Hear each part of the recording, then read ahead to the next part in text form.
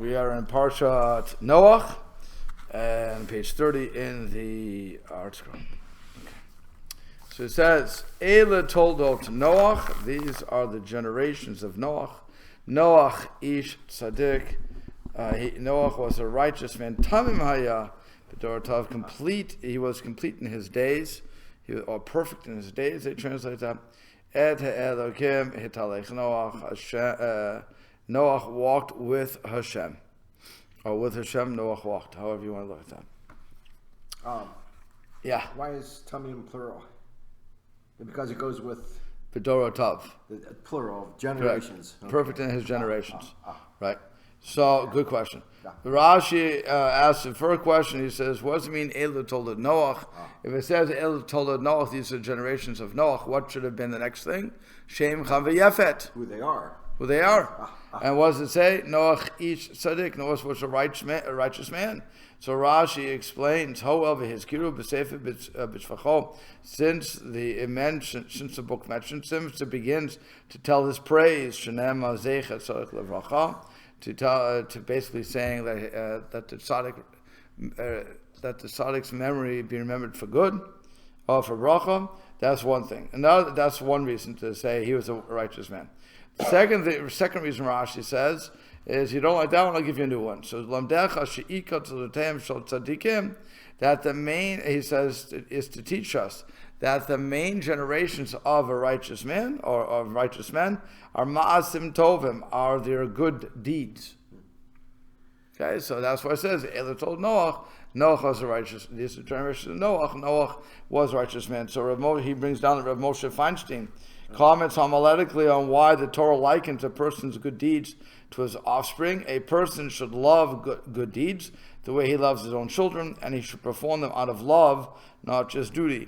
A person should never disparage a good deed as being insignificant, just as he does not fail to love a child who lacks outstanding abilities, and a person should work hard to perfect his deeds, just as he spares no effort to help his children. Okay. Another commentary that says is Evan Israel and B'chor Shor render Toldot as a history, so that the primary subject of the chapter is not his family, but his life story as it relates to the flood and its aftermath. So you see, there's a discussion as to what the word Toldot is referring to. Okay, let's go on. Viola, sorry? Literally, it means... generations.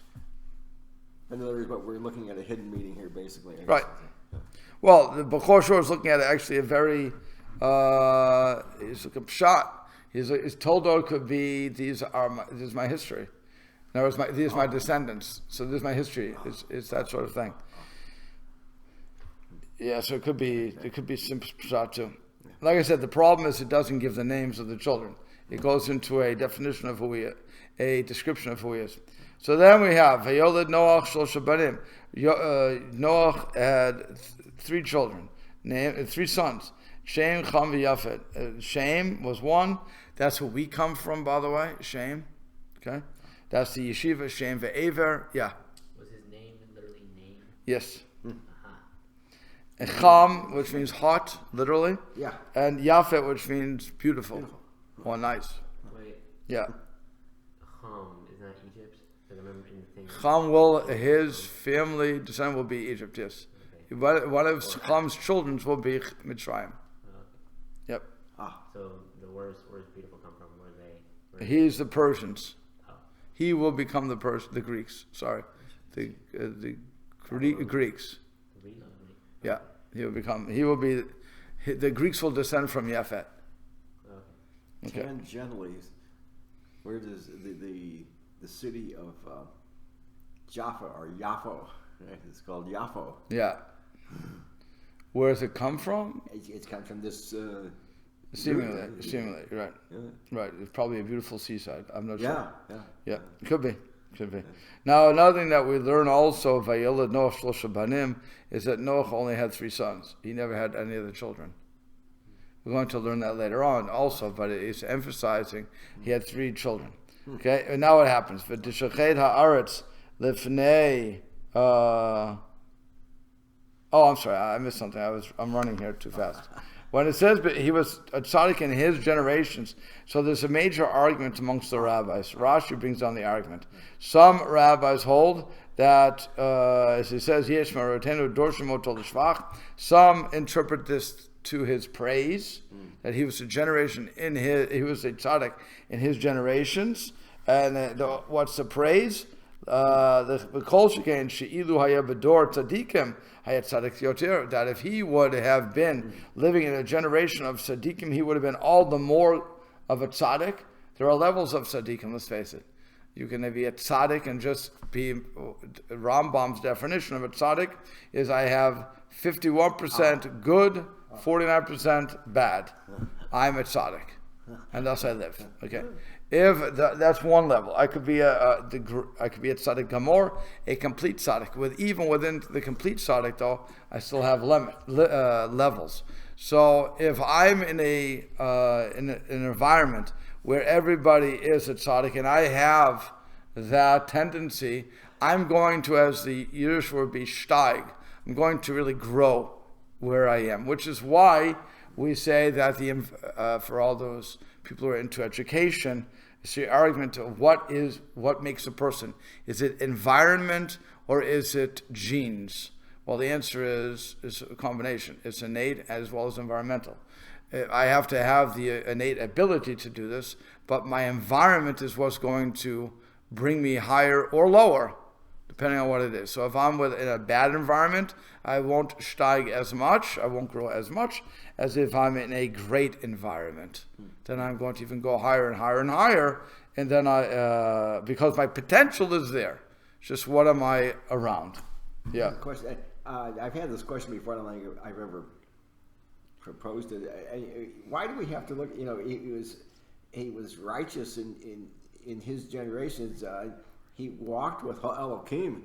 I mean, wow. That's why. So why do we have to look for something negative and say if he would, Because it should have. That's a good question. Rashi, they explain the commentary.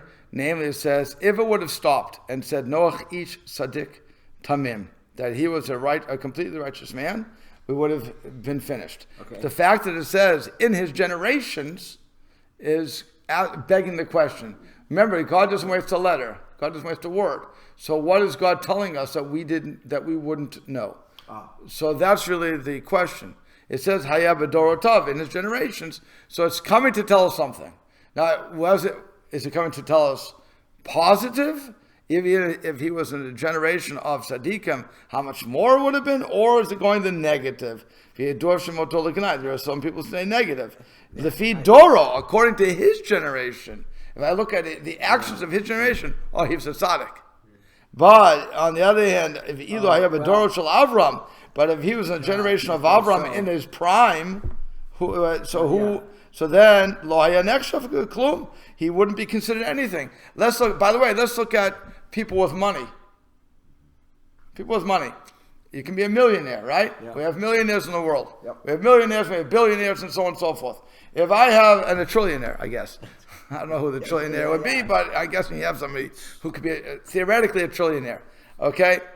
So the millionaire in his little town or city, he's beautiful, wonderful. People love the millionaire, they come to him. But if I have the choice between a millionaire and a billionaire, I'll go to the billionaire. Why would I go to the millionaire? He doesn't have as much for me. I'm going to get closer to the billionaire. So in the millionaire's little town, he's very important. But if that millionaire would go to the billionaire's town, he's nothing. Huh. He's nothing. He's worthless. Oh, so he's worthless. Okay. Totally worthless. He has no money. So, right. Maybe what it's implying is we'll find out. In a couple of sukkim later, right. That how imperfect his generations were. So we're going to find out. So that's again. What is he? So how do you look at his sitkas? Is he 1 second?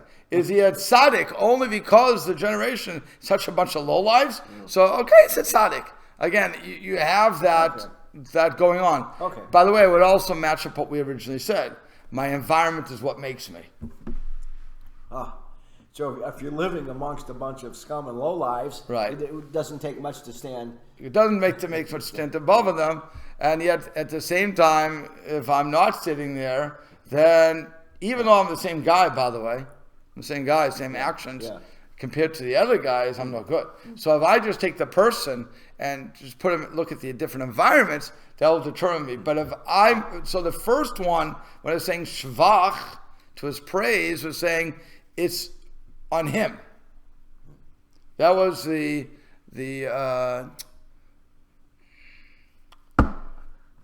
I look at the person, what potential do I have? As compared to the second one, which is looking at the person. He was a righteous man in his generation. To the rest of the people who are wicked, he was righteous. Fit to commit the rest. But if he would have been in Avram's generation at that point, with his sitkis, with his righteousness, he would have been considered nothing. It makes a little more sense now. Right. Yeah. In comparison to, just talking about in comparisons to different generations wasn't Abraham's generation also not that good? An example of that would be Noach. I don't seem to recall ever someone coming to him trying to kill him. But Abraham, he was thrown into a fire for preaching the word of God. And Noach saying, guys, look out, he's gonna flood him, saying what God's saying, and everyone just said he's crazy, so that they didn't bother him. At least not in my knowledge. But to Abraham, they tried to kill him. Right, but you are correct. So the potential answer could be that while both generations were wicked, okay, still was Noach had. Noach compared to Abraham. No, I'm saying the generations. Right. The generations of Noach were wicked beyond wicked. And we're going to find that out. And so they deserved to be destroyed. Avram's generation wasn't that bad in reality. So they wanted, there was as compared to that generation. Okay? Again, you could say the same thing about our generation compared to the generation of the 1930s. Again, we're looking at that sort of thing. If I'm looking at generation to generation, so now I have to just make a distinction. Who's better, who's worse? Now, we're going to find out a reason. When you find out the reason for the destruction of the people, then we can talk more about that, okay? But I don't want to go too far ahead at this point. You brought up a point. It said he walked with God. Yeah. And in Abraham, it says Abraham walked before God. So the difference was that Noach needed the support, while Abraham strengthened himself with his righteousness. Okay. So that's another difference. Again, all be from the Hebrew, Et ha'elokim hitalech Noach. Noach walked with Hashem, not before Hashem. Yeah. So that is another difference between the two of them. Noach will not go out and try to convince you that you should repent. It's only when you come to him and saying, why are you building the ark? And he gives you a story because Hashem's going to destroy the world. You look at him, you laugh. It's like the guy carrying the sign, the end is near. Okay, we don't think too much about those guys. But he's really not coming out to try to convince me. Abraham went out and tried to convince you. He was a rabble-rouser. So of course you want to get rid of him. He's ruining the system. Yes? So this begs the question, if Noah had gone out and done what Abraham had done, would his generation act the same way that Abraham's generation acted? Try to kill him? Or those losers? Potentially. I mean, if who knows? You're going to be out there trying to change things away from what the people in charge want. But the question you're really begging is, Abraham's generation there was nobody who had a connection to Adam Harishon. Right. In Noah's generation, there was still a connection to Adam Harishon in the beginning, and they chose not to believe, whatever the case is going to be. But there's for every, what I want to say is for every part of the history, you need to have the other guy. In other words, history isn't, you need that historical record. So Abraham saw what Noach did and saw that Noach's plan of just talking to you when you came to him wasn't working. Didn't work as well. Actually, it didn't work. So Abraham, using that, learning at the yeshiva from Shem ve'Aver. Remember, Shem is his son. Aver is his grandson. So they certainly met Noach and they knew the stories. And by the way, Abraham also potentially met Noach. So because they're all alive at that time. He died when Noach dies when Avram was 48, I believe it was. So, they all do overlap. So it's not, would Noach have gone out? I doubt it, because he thought that if I just tell you that this was happening, so on and so forth. And by the way, one other thing. I guess you have to have this too.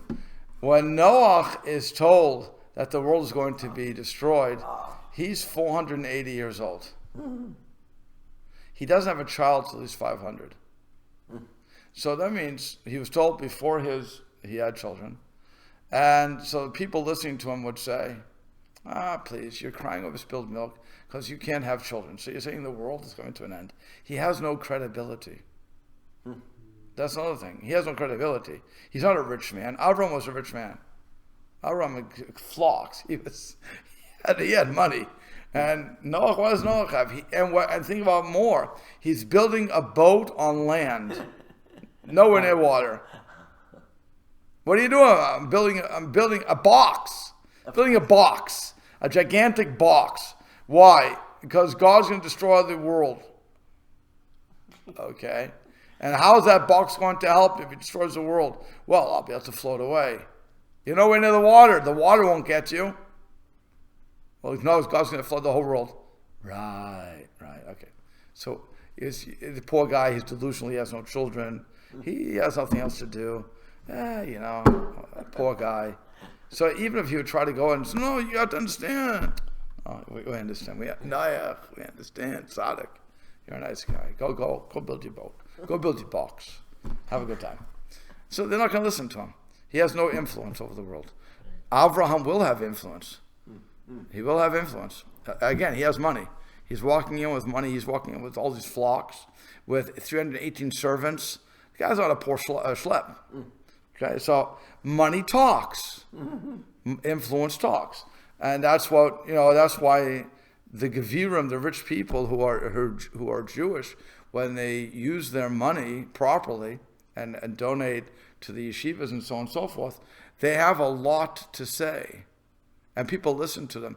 You had a guy who was told Lakewood off. It went what do they call it? Viral. It went viral. I don't want to use the guy's name because it's already over.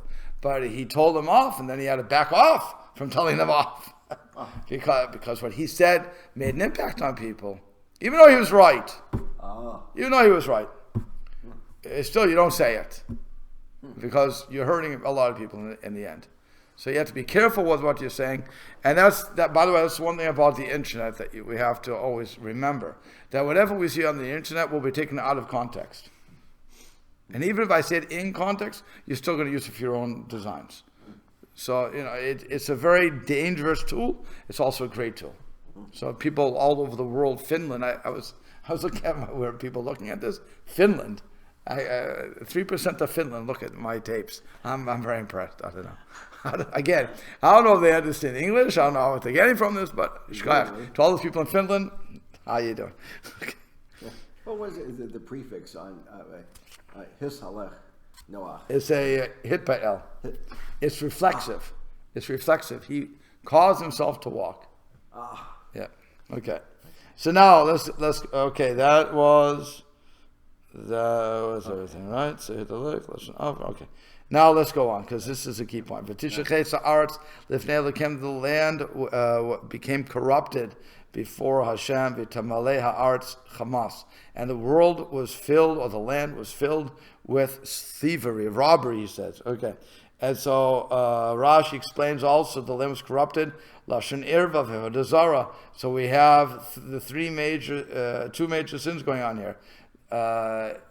What do you call it? A sexual inappropriate behavior, whatever you call that, and also serving idols. That was one thing. What's the thing that killed the world? And I know we won't get it, so I'm saying it now. Gezel, Hamas, robbery. That's what sealed the deal.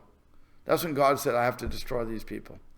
When it came to idolatry, God let it go. Because, it's not so strange. People want to do idolatry. They want to connect with the ineffable, so they make something that they can see. They say, whatever.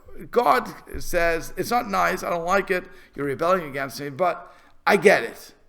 You need a surrogate parent. Fine. You need something to focus on. When it comes to sexual immorality, that's the word, sexual immorality, God says, I get it. You're the animal mind, the neshama is losing to your animal desires. I get it. It's not nice. I command you not to do it.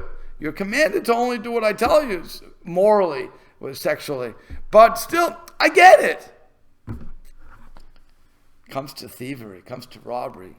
Hashem says, that I don't get. That you don't need a Torah for. You don't need a Torah to tell you don't steal. You wouldn't want somebody to do it to you. You shouldn't do it to somebody else. That's common sense. Everything else isn't common sense. Everything else is, I have a desire. But this, God says, you know what? Nah, this desire is unacceptable. For that reason, I will destroy you, because you've left common sense behind. And you don't care about your fellow man.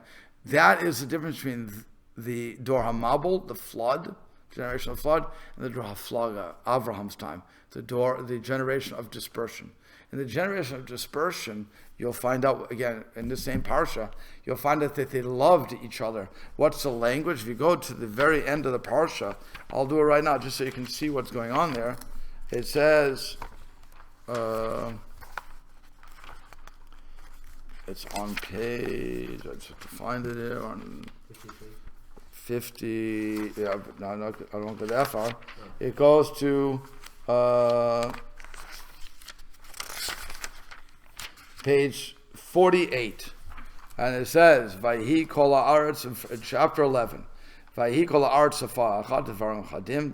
The world was one language and a common purpose. Vayhi benasam v'yimsu bika be'aretz, and they went to east and they found a valley in the land of Shinar, and they dwelt there. Vayiru ishal arehu, and the man said to his neighbor, his friend, come, bring, let's build, make bricks and burn them out so they'll be good. The vein of the oven. Okay, so what's going on? Vayomer, and they said, we'll build a city, a migdal, a tower, Varosha Bashamayim, its head, the top will be in the heavens. We'll make a name for ourselves. Penna futsal panei kol haaretz. Lest we are scattered over the world. Is that again? Foreshadowing. Right. Foreshadowing. Well, what happened was, again, the words don't. You have to go behind the headlines here. What they were doing was just saying, let's make a war with God. But they all agreed on this. Everybody had that's what he says. Devar machadim. They had common purposes. They wanted to make a fight with God. They were friendly. They were wrong, but they were friendly. So as a result of that, since they have ahava for each other, God doesn't kill them outright. He makes it so they no longer have a common purpose or a common language. Doesn't mean they couldn't understand each other, by the way. They probably could understand each other. But if I disagree with how to do something with you, we're not going to get along. If you need proof of that, just look to our Congress. They all speak the same language, but they have totally different purposes. The Democrats want one thing, the Republicans want something else, and they all want to make each other look bad. Or the Muslims. No, forget, no. The 6-Day War. No, you can do. I'm saying, look at people who are supposedly on the same mission. Our government supposedly is on the same mission to run the country well, and they fight with each other because they don't have a common. Their language is not common. They use the same words but mean totally different things. That's something. And again, what you're seeing, the Tower of Babel, is the United States Congress. Really? I mean, that's my political thing for today. But besides what I said in the morning. But really, if you think about it, we no longer have we think we have a common purpose. We have the same constitution, but we're not looking at it the same way. So that is what's going on here. There was a common purpose originally when the Congress was put together, before the government became the government as we have it today. But then they lost their way. And now we have what we have. Yeah. So the generation of the flood was destroyed because it didn't love each other. Because they were stealing from each other. Thievery, right? They saw they had no love for each other. So then comes a generation of dispersion where they have love for each other, and they have a common purpose, but that purpose is to make war on Hashem. God, right. So God disperses them, puts dissent among them, and they start disagreeing and arguing and fighting. And then it's it's split. all disperse and leave. Correct. So God, and then obviously thievery comes back. Sorry? Obviously thievery comes back. Why did thievery come back? Theory didn't come back. I don't have to agree with you to steal. I don't steal from you because I disagree with you. So then when did theory come back? It doesn't. That's the end of that's after the flood. After the flood. I just jumped over 100 years. I understand, but eventually if the majority of people don't steal even to this day. I know, but that's the thing. So the flood generation, everybody was stealing. Yep. Right, but the thing you steal period is evil. It's you all steal. Correct. Okay. Because they didn't care about the other guy. They didn't love each other. Right. So there are in our generation there are the individuals who don't care about the other guy. Correct. But it's not the entire. Correct. And as a matter of fact, we are upset when people steal. Right. We prosecute when people prosecute when people steal. Okay, so we get you thrown to jail. So God says, "You've done it for me. Thank you very much.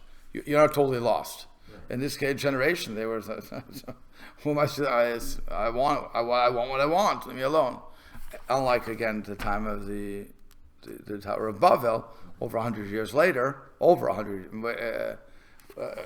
well, actually, I can tell you, it's if you go to page, just for the timing here, if you go to page 53, he gives you the whole thing. So the flood was in 1656, and the dispersion was 400 years later, 1996. Over 400 years later. So you have 400 years to you see it? The flood versus dispersion. Okay? So you have 400 years by the count. It's an interesting, that's why, you have to appreciate our ArtScroll for this, because they make it very easy to understand what's going on time-wise. Because again, when you look at this few pages represent 400 years. And it's an amazing thing. But, and they also, by the way, you can look and see who was alive when with Adam. Adam lived till 970, and Noach was born, where was Noach, 1056. So, you put everything together. So, Noach met somebody who met Adam. Okay. So, it's really, you're not that far away. Okay, let's go on. So, we're in Pasuk Beit. Vayar is Elokim et ha'aretz. Now, God, the name of God we're using is judgment here. So the God of judgment saw the land. Behold, it was corrupted. Because all flesh corrupted its ways on the world. So Rashi says, even the animal kingdom, even they went with creatures or animals that weren't of their own type. So not only did humans corrupt the world, but also the animals. Well, you have to ask the question, how did the animals corrupt the world? What was going on there? So you have two answers. One was what we learned last week, that Chava gave the fruit of the tree of knowledge to the animals also. Remember, she said, I'm going to die, I'm going to take the world with me. So once she does that, the animal, if you use that, so the animals are given such a corruption. Rabbi Rhodes, I remember he gave a speech one time here, and he brought up a newspaper clipping from California, I think it was, where you have the very large gay populace, and the animals imitate San Francisco. So the animals imitated the humans, and they became homosexual. the animals that normally wouldn't be homosexual. I don't know how true the story is, and I don't remember parts of it, but that it seems to be that we influence the animal kingdom. So it's an interesting concept. So you can take it either way. That either it is because Chava did it by by giving the animals of the fruit, or that we actually, because of what we're doing, influence the animal kingdom. Yeah. So if we go by the fruit, was that corruption nullified after the flood? Vilified? Nullified. Yes. Because the animals agreed, as it were, not to not to go into species. Now, the only animals that were saved on the ark were those who didn't go into species. Right. So those are the ones who were. So, by the way, for those who will look at extinction, okay, that was a big thing for extinction because certain animals never quite made it. So the horse and what? Not the unicorn, the other one, Pegasus. That could be, flying horse. That could be why that didn't make it. It could have been whatever. Assuming those aren't just mythology. By the way, most of mythology is based upon something. We should keep that in mind. Most mythology is based upon something. So whatever that thing is. But like I said, so that would have been a point of extinction. That could have been where the dinosaurs disappeared to. Could have been a lot of things. Do we say that? I know. By the way, I know people listening to me on that last comment. That's what dinosaurs could disappear. They're saying, "Was he crazy? Dinosaurs weren't alive with humans," and we have proof of that. Okay, fine. I'm not going to argue. Yeah.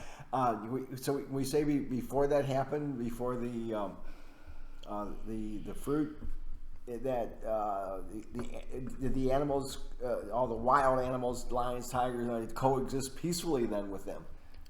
Coexisting is the word. What I'm saying is they had sex with each other. They didn't try to attack the humans. No, they didn't try to attack humans because we have the image of God. Animals are still afraid of us. Animals are still afraid of us.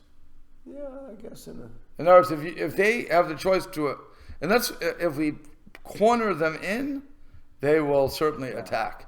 There's no question because that's survival. That's survival. Yeah. But if they're not, one second. But if we're not cornering them normally, again, you have the freaks that happens. But normally the animal will not attack unless, and I'll give you an example. You have him on a leash. Your dog that's on a leash will be much braver than a dog not on a leash because he has you behind him. So he's barking, or a German Shepherd will be ready to kill you. The pit bulls, now pit bulls are dangerous anyway, but what all these things are. But they're the ones that claim that they attack.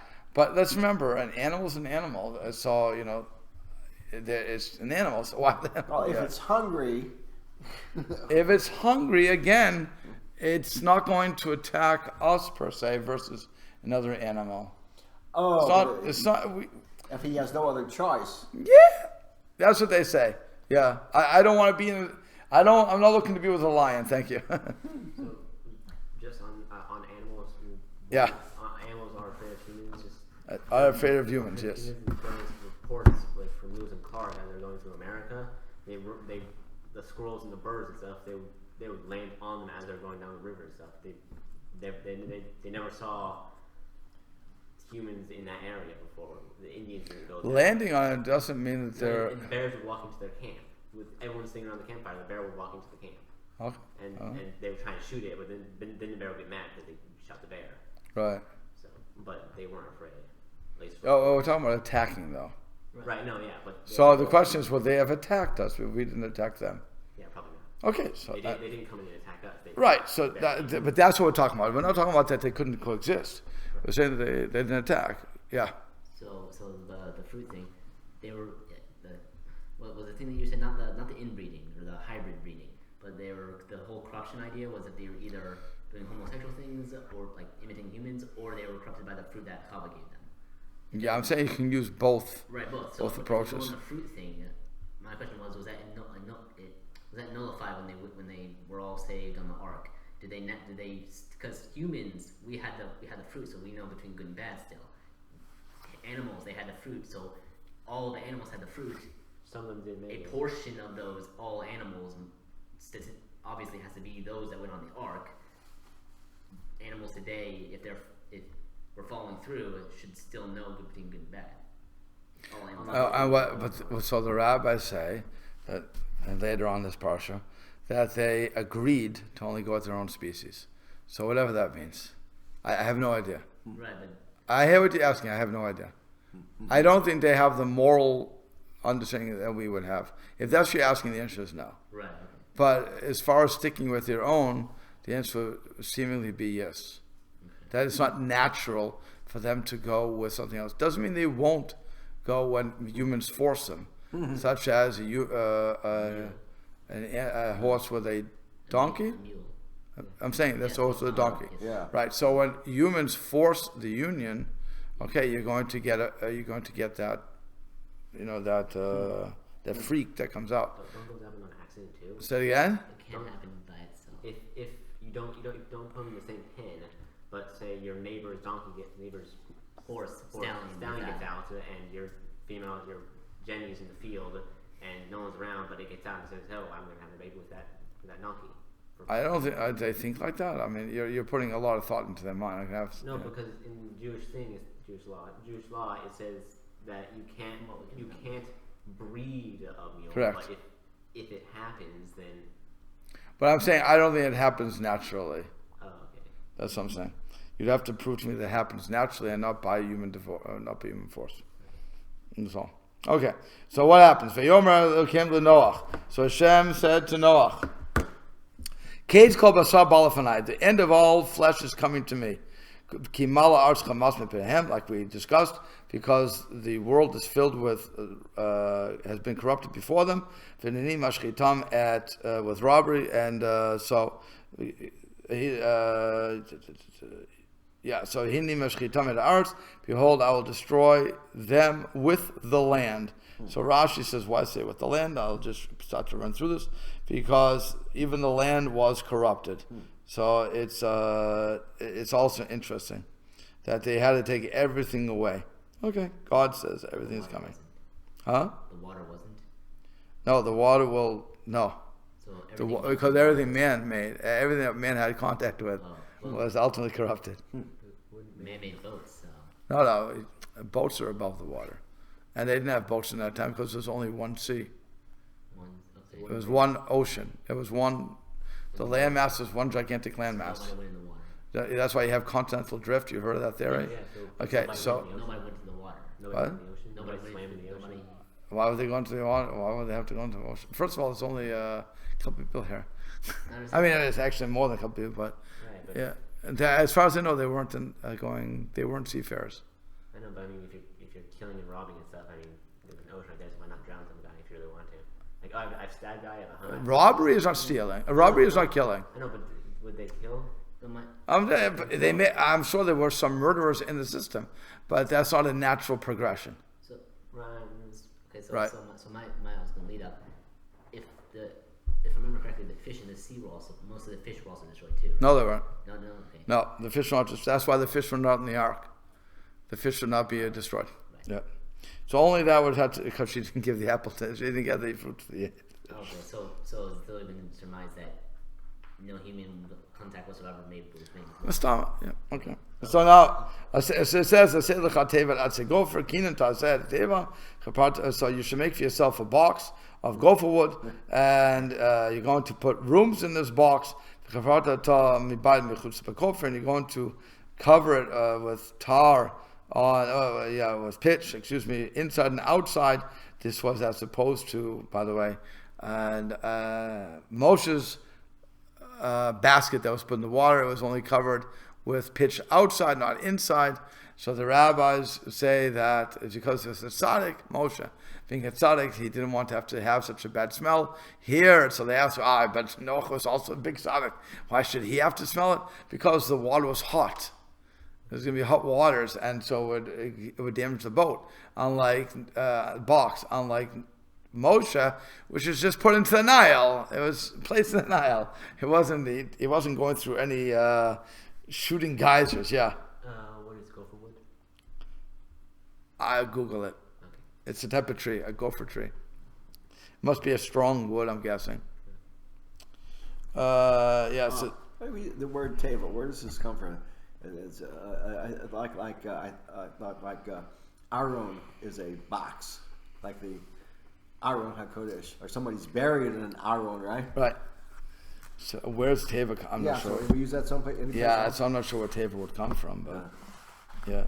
This is also, in general, it means a box. Huh? Yeah. Huh. Yeah. Interesting. Yeah.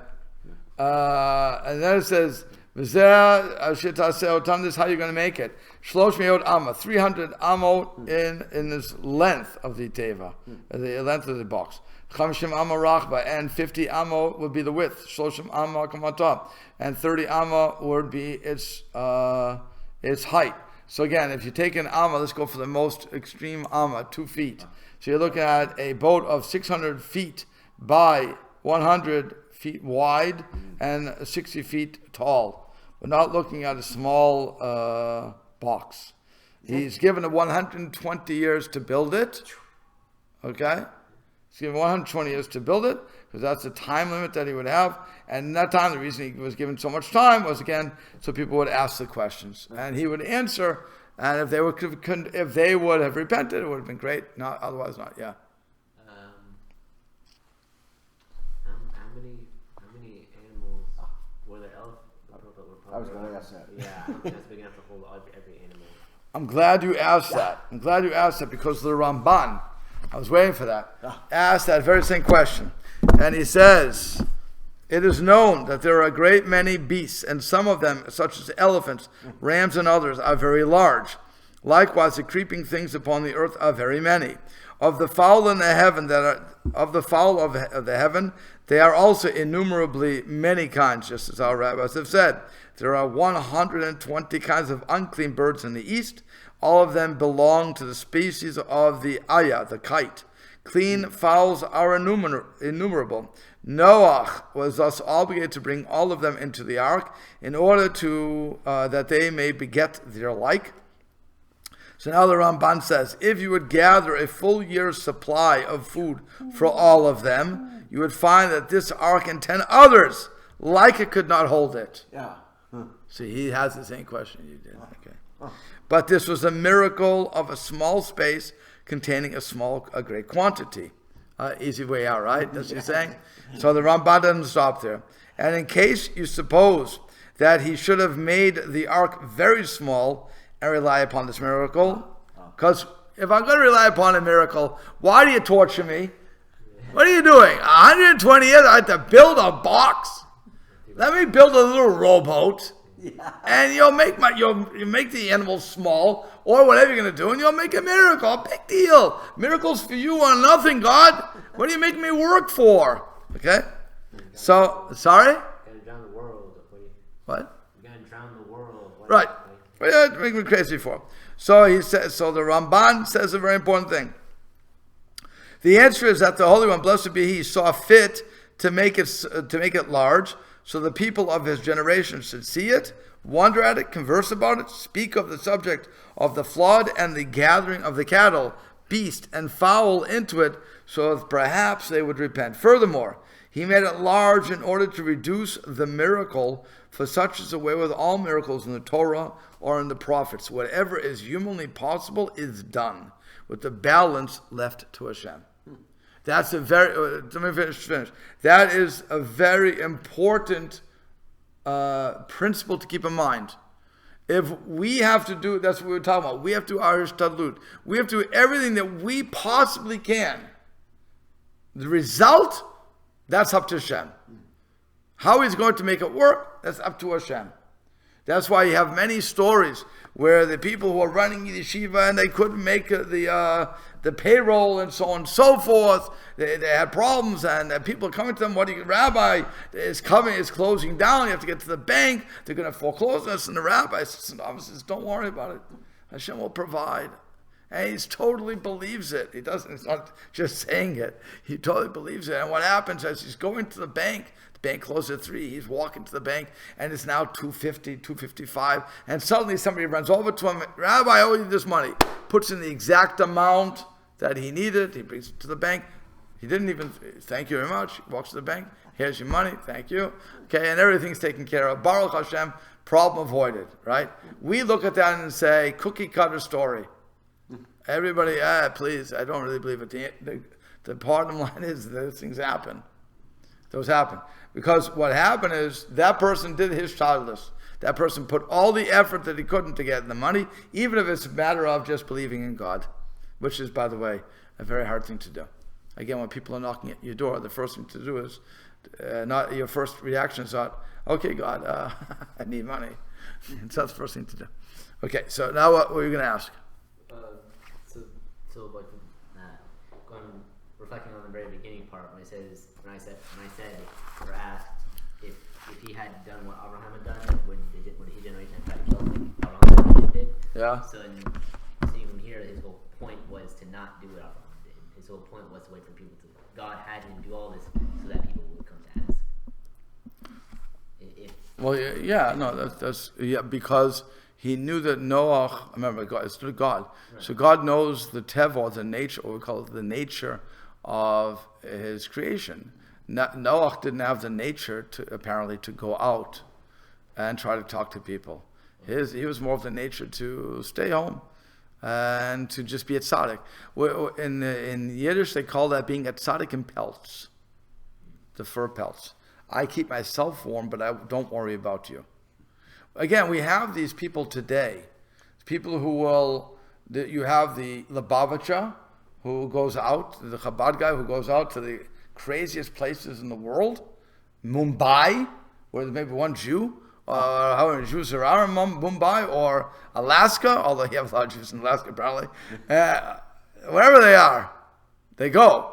And they do L'Shem Shemayim for the sake of heaven, because the Rebbe sent them from the grave. I don't know who's sending them now, but they go. And they really, by the way, when Lubavitch goes to a place, they set down roots. A Lubavitcher normally doesn't leave his station, unless the Rebbe would tell him to. And again, they're out of luck at this point.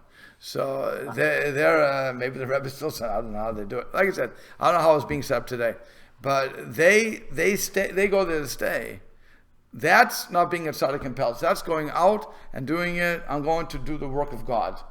And they have tremendous emunah. There's no question about that. And then you have the others who don't do that. They go to a place for a couple of years and then they walk away. And they dream of the day when they can just melt into the congregation. I know people like that. They dream of the day they can just sit in the back and be left alone. And that's more than Noach. Where I'll do my shlichus for a couple of days, and then I'm through. I don't need that sort of life. It's not good for my kids. My kids need to grow up in a frum environment. So they go to the frum environment and they abandon everything else. Again, the people who go out like the Lubavitchers, Baruch Hashem, for the most part, the kids turn out very, very stark, very good. And those who go to from areas don't always end up as well. Be quite honest about it, because you're coming into a lot of different things. The Lubavitcher, his kids see what's going on when they come to a from area. And this actually was an interesting point made by somebody in Maine, that they were living up on the border town, Calais.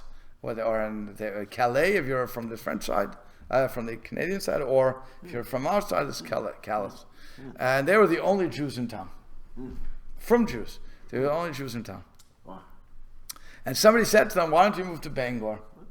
Move to Bangor. So the mother responded, living in Calais, my kids know what they need to do. They know they're different from the others, so it's easier to keep Shabbos. If I would bring them to Bangor, this is what I shouldn't say to me. I was told she said, if I would bring them to Bangor, they're going to see other Jews do something that's not proper, and I can't educate them out of that because they'll think it's proper. So she was of that mindset. Okay, and now again. I'm not saying what I agree or disagree. Obviously, I live in a from area. I'm not going to be the one to agree with that. I think it's important to have the kids have an environment. But I heard what she was saying. It was an interesting point she was making. Okay. And they never moved. what they did was, she was an Israeli, so they would go back and forth to Israel for the Shlosh Regalim, whatever. So, that's, and she would homeschool. And the kids turned out good. As far as I know, kids all turned out good. Okay, so, but that's what's going on. So now what happens? Again, he said, Sohar Tasel Teva. I was still looking at the building of the ark. So you're going to put a window or a light. It could be either one of them. He translates it as a window, but it could be a window or some sort of light source. That's where you get Saharayim, the afternoon. That word is coming from Sohar. And to a cubit finish in it from above. Fine. Upetach hateva b'tzida tasim, and you're going to put the entrance or an opening, on the side. That's for going in and coming out. Tachtiyim shniyim shlishim tasem, and it's going to be a 3-story building or a 3-story box. Wow. The first story, Rashi explains, the bottom story is for the trash. All the refuse that they're going to, remember, you can't just open the door. There's no porta-torch here. No flushing in the system. So you have that over there. The second floor is for the animals, all of the animals on the second floor, and the humans got the whole upstairs.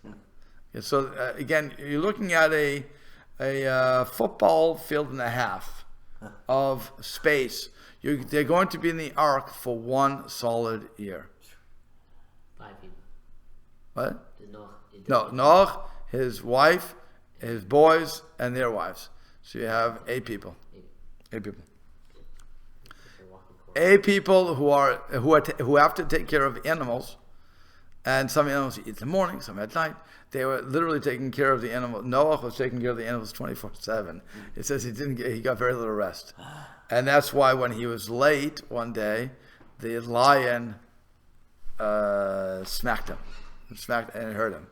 But so that was an interesting part of the story, and that's why also when the